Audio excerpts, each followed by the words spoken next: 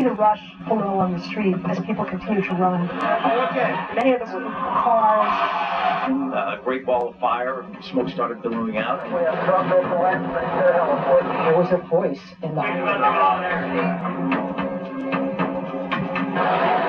Secretary Rumsfeld, a huge explosion. We can see a cascade of spark.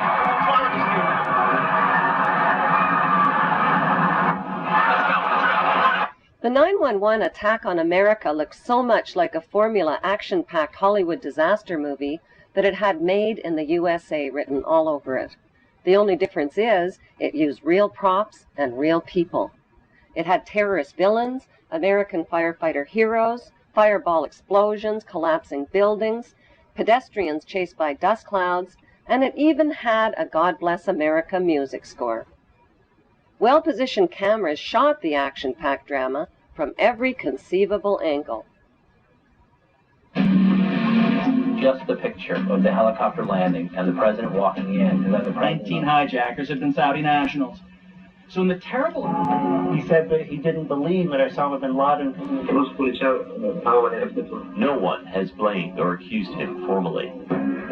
That how many people worked in the city is confirming that some 265 firefighters are believed. None of us will ever forget this day. People will knock these buildings down. We'll hear all of it soon. Says America Remembers, Sunday, 8:30. The timing, the title, and the eerie advertisement for Harvey Weinstein's Lord of the Rings movie called The Two Towers was a prophetic and disturbing coincidence. Profits from the Two Towers movie were small change compared to the 9/11 reality disaster movie, which has become the world's top-grossing production of all time. The only thing missing are the 9/11 producer, writer, and director credits. But it doesn't take an Enron accountant to figure out who's cashing in. During the first week, the 911 producers made a spectacular fortune just on the stock market alone. How? By knowing in advance that the stocks in airline and insurance companies associated with the 911 crash would fall in value. Using that inside information, they made negative bets on the stock market called put options. Put options are bets that a certain stock will fall in value by a certain date. It's big risk gambling, unless you've got inside information that can turn your bet into a sure thing, but that's illegal if you get caught at it. Put option bets on the decline in 911 related airline and insurance stocks skyrocketed by a whopping 600% just before 911, which means that somebody knew about the attacks before they happened. Who exactly were those somebodies? Merrill Lynch and HSBC, Morgan Stanley Dean Witter, the Bank of America, weapons manufacturer Raytheon, the Lehman Brothers, General Motors, Swiss Re, Munich Re, and AXA Re Insurance Company, which owns 25% of American Airlines. These insiders bought put options through Deutsche Bank. Most demanding clients trust Deutsche Bank to perform. Deutsche Bank, a passion. Buzzy Krongard, the former executive director of the CIA, just happened to be the manager of Deutsche Bank. And so the profiteers from 911 were not Osama bin Laden or his band of U.S.-trained Arabs. They were blue-chip Israeli, U.S., and British businessmen. Within the first week, the 911 producers sucked up $40 billion in box office profits from U.S. taxpayers who were hypnotized, terrorized, and traumatized by the infinite reruns. Think of it as a conspiracy theory true or false test. A. When George W. Bush started his first oil company, who helped fund it? Osama bin Laden's brother and brother-in-law. True or false? B. After a terrorist bomb at a barracks in Saudi Arabia killed 19 Americans, who got the multi-million-dollar contract to rebuild? The bin Ladens. True or false? C. On the morning of September 11, 2001, who was in a meeting at the Ritz-Carlton Hotel in Washington? George Bush Sr. and Osama bin Laden's brother. True or false? Actually, the answer could be D, all of the above.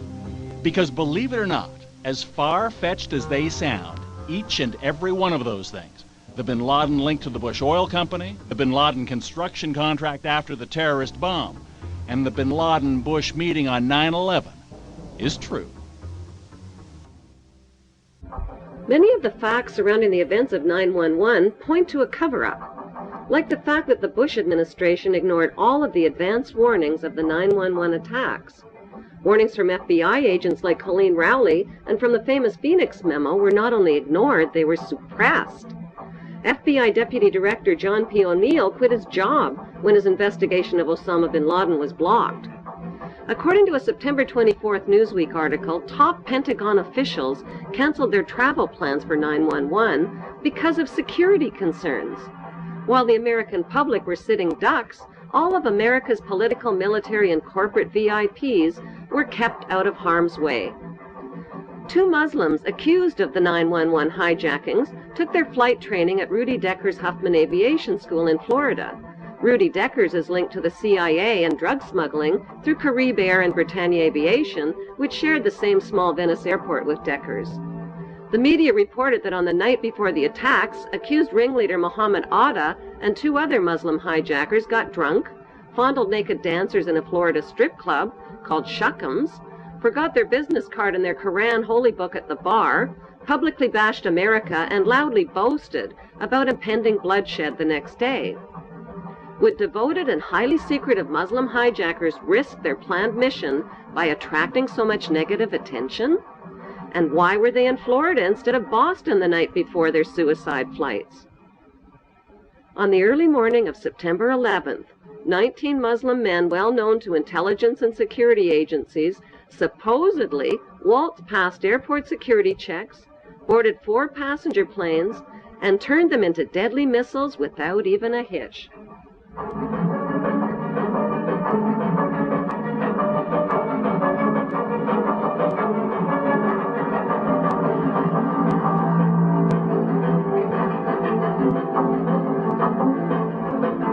By 8:13 a.m., flight controllers temporarily lost radar contact with American Airlines Flight 11 and reported a suspected hijacking. Even though Andrews Air Force Base is only 10 minutes from Washington, emergency response fighter jets took close to an hour instead of the typical 15 minutes to scramble and begin searching for the hijacked planes. By then, it was too late.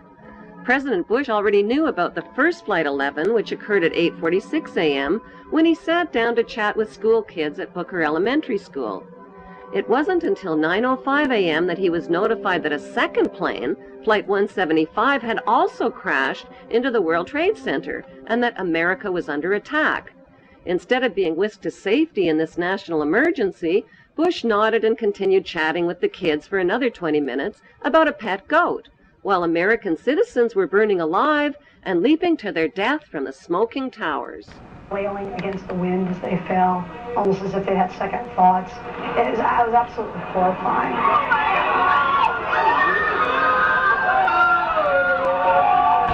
And you don't have to be a conspiracy theorist to wonder exactly what President George W. Bush knew about the attack, and when he knew it.